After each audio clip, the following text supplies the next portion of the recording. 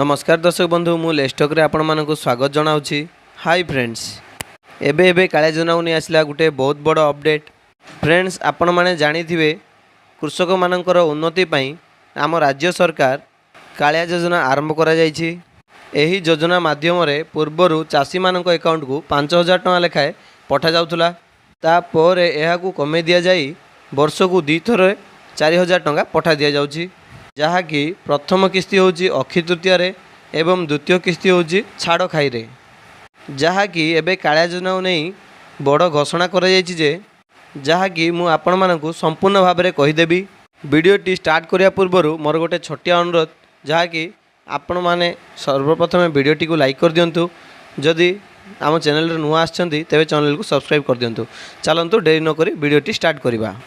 जहाँकि आपण माने ए विषय सब किछि जानियो गले वीडियो को शेष पर्यंत देखंतु।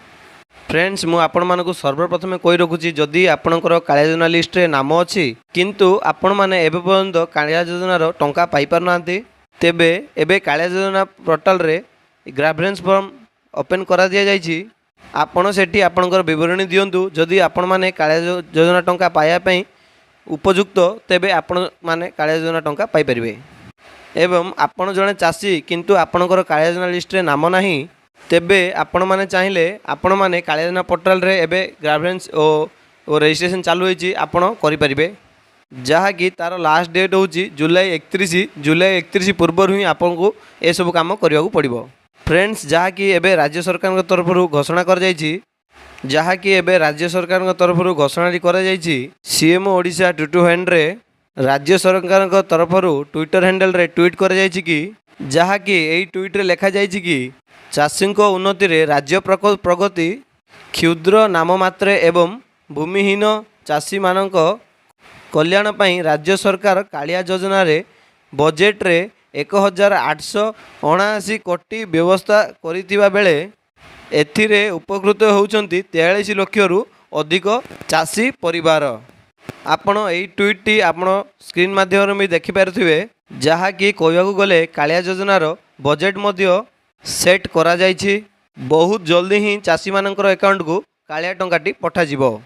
जहाँकि एहारो जना पड़ुछि 43 लाख चाषी मानक खाता को टंकाटी जल्दी पठा जिवो।